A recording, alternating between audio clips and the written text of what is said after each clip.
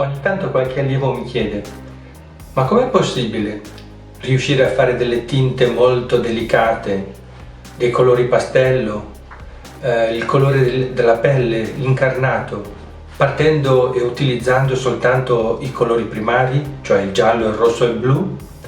E ho pensato di rispondere a questa domanda realizzando un video. In un primo momento pensavo di parlare del cerchio cromatico, dei colori primari, secondari e delle loro varie interazioni, ma ho cambiato idea. Voglio fare un video puramente pratico, cioè applicare il colore direttamente senza nessun riferimento teorico. Ovviamente non sto dicendo che la teoria del colore non sia importante, è fondamentale conoscerla, ma in questo video vi porterò ad utilizzare subito i colori con la pratica, senza nessuna altra argomentazione. Ciò non toglie che non possiate studiare con autori più autorevoli di me su questo argomento. Poi ho pensato anche, che cosa posso fare? Preparare delle mescolanze? Stenderle in piccoli quadrettini? No, non mi andava molto questa idea qua, e alla fine mi è venuto in mente, mi è capitato sotto gli occhi, a dire la verità, un dipinto del quale quando l'ho visto mi sono innamorato. È il ritratto di ragazza con le treccine. È un ritratto meraviglioso, ha una luminosità e una dolcezza che mi hanno colpito. E allora ho pensato di proporverlo. È un ritratto di un autore inglese, un artista che è vissuto a cavallo tra la seconda metà dell'Ottocento e la prima metà del Novecento, un grandissimo ritrattista. Il suo nome è Samuel Henry William Llewellyn. Era un artista che faceva parte della Royal Academy ed era soprattutto un ritrattista dei reali inglesi di quel tempo e della nobiltà inglese. Le sue opere sono veramente eccellenti e sono molto belli anche i suoi paesaggi, mi piacciono molto, hanno una luminosità, dei colori tenui, quasi dei colori che richiamano molto i colori dell'acquarello, anche se sono dei dipinti ad olio. Questo dipinto che vi presento, Ragazza con treccine, è un dipinto ad olio, per cui io non ho nessuna intenzione di fare la copia di questo dipinto. Penso che non farei una gran bella figura facendolo con gli acquerelli. Ci provo e spero e lo voglio considerare come un esercizio, niente di più. Detto questo, direi che possiamo iniziare. Per la realizzazione di questo lavoro utilizzerò solo 3 pennelli della Bonazzi Borciani, poi utilizzerò i 3 colori gli Oradam acquerelli della Schmincke, che ho preventivamente diluito in 3 barattolini. In questo modo mi è molto più semplice riuscire a poi stendere le tinte. La carta per acquerello invece è una Arches con finitura satinata, cioè molto liscia, di grammatura di 640 grammi. Su un foglio a parte sto preparando i colori, li sto stendendo e poi li sfumo, perché la mia intenzione è farvi vedere e cercare di convincervi di quanto sia facile ottenere il nostro risultato che ci siamo prefissato, cioè partendo da tinte molto brillanti ottenere tutti i colori che ci servono e in più anche dei colori molto delicati. Il nostro scopo è riuscire ad avvicinarci alle tinte originali del dipinto di Llewellyn, aggiungendo il giallo al rosso ottengo l'arancio, il giallo al blu il verde e il rosso al blu ottengo il viola, che sfumo, come avete visto, con un mio pennello e con l'aggiunta di un po' di acqua. Nulla di straordinario, ovviamente.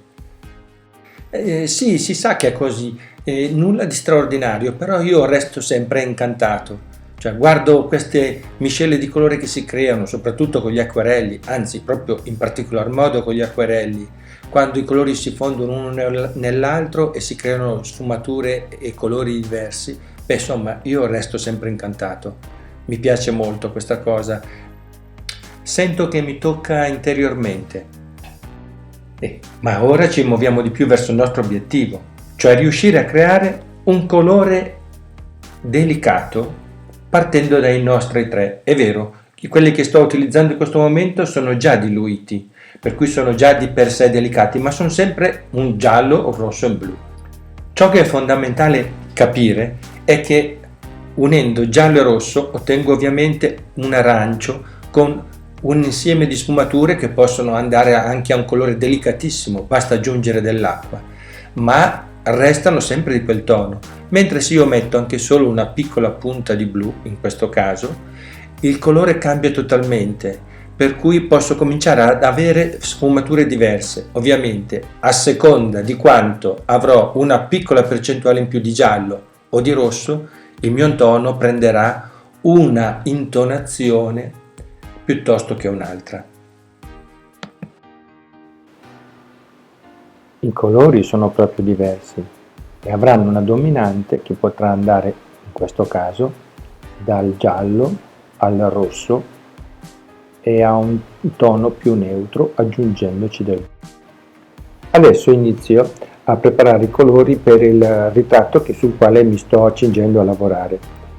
Preparerò una serie di sfumature, ma più che altro per farvi vedere come, mettendo una punta di un colore e di un altro, quante tonalità si riescono a riprodurre velocemente.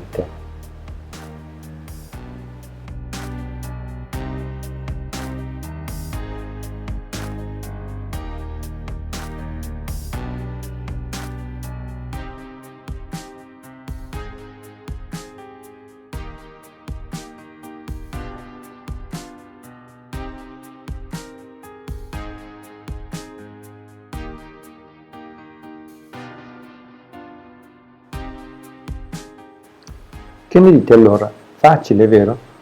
Basta aggiungere un po' di un colore e un po' di un altro e tutto cambia in un attimo. Avete visto come quando siamo partito dal giallo più brillante e con facilità si riesce ad ottenere dei colori molto più tenui, come quello più a sinistra che è il più adatto per il colore della pelle.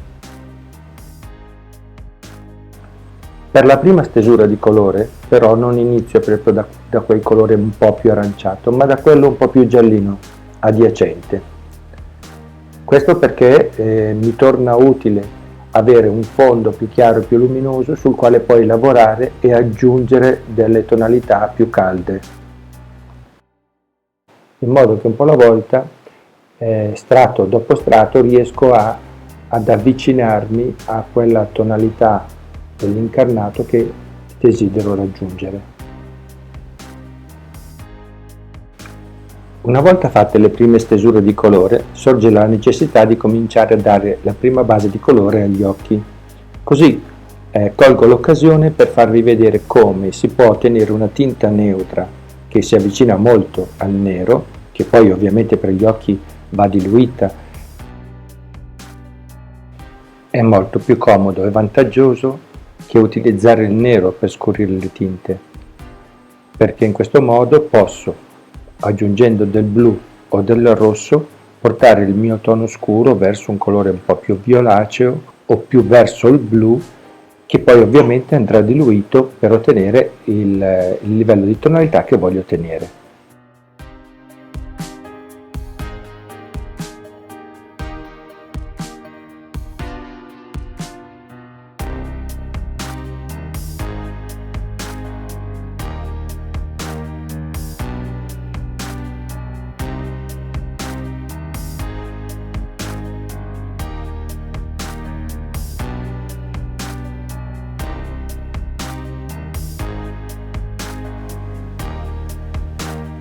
Procediamo ora a preparare il colore delle labbra. Beh, più facile di così non si può. Rosso magenta e un puntino, piccolo puntino di giallo. Pur mantenendo questi colori, il colore definitivo delle mie labbra sarà un po' più intenso, ma questo perché andrò a ripassare ulteriormente 2 o anche più volte con delle velature la tonalità affinché posso in questo modo ottenere il colore e l'intensità che desidero.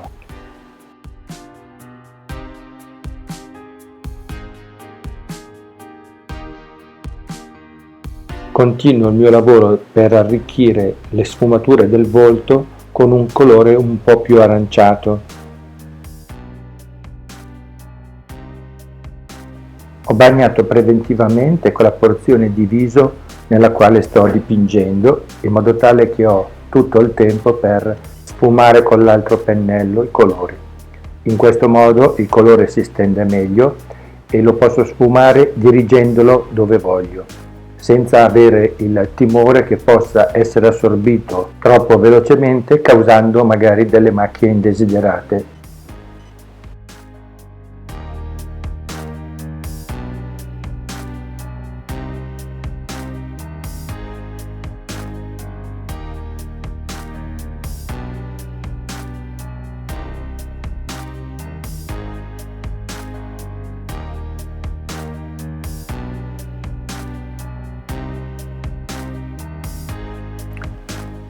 Nella tavolozza mi era rimasto un po' del rosa delle labbra, per cui lo vado a riprendere, lo rinforzo un po' con un po' di rosso e un po' di giallo per preparare il colore da stendere sulle gote. Anche in questo caso ho lasciato prima asciugare bene la stesura precedente, poi inumidisco con l'acqua la parte dove vado a dipingere e, come ho detto prima, stendo il mio colore che posso sfumare tranquillamente.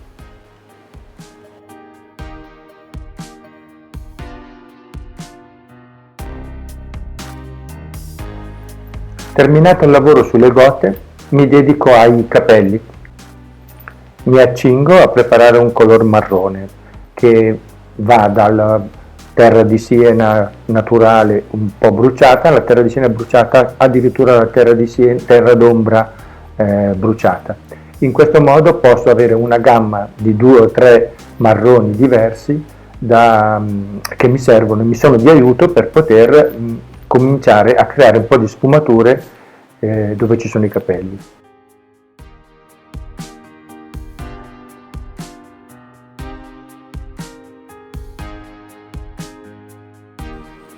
Con il giallo e il blu preparo il verde, che come vedete inizio a cambiargli di tono aggiungendo o del giallo o, come in questo caso, del blu, che mi aiuta non solo a renderlo più scuro, ma anche a dargli una colorazione completamente diversa.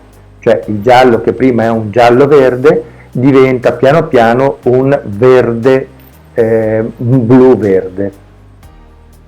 Ma la possibilità di intervento cromatica è praticamente illimitata, ma abbiamo dal giallo brillante al blu verde, possiamo anche fare dei toni di giallo molto più spento, più caldo, tipo il verde oliva, tanto per intenderci. Basta aggiungerci del rosso e il nostro verde si trasforma subito in un verde più spento. Se aggiungiamo rosso e giallo otterremo un colore molto simile al verde oliva.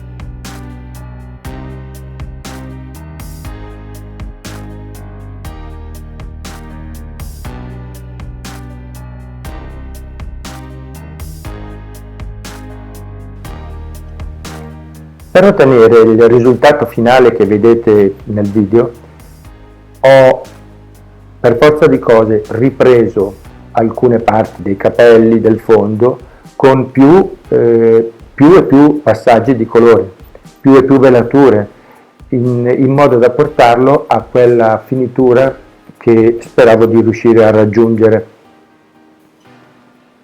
Ho evitato tutte queste parti, anche la parte che riguarda l'abito della ragazza, di inserirlo nel video, perché lo scopo di questo video non era fare un tutorial su come realizzare un acquerello, ma era fare un tutorial su come riuscire a mescolare i 3 colori primari per ottenere tutti i colori di cui abbiamo bisogno. E spero di esserci riuscito, perlomeno ho cercato di farlo nel modo più semplice e pratico possibile. Adesso sta a voi, se volete sperimentare. Sono certo che vi divertirete e che scoprirete un grande piacere nel farlo, ma soprattutto acquisirete una grande abilità nel mescolare i colori. Grazie per aver guardato questo video fino alla fine e alla prossima.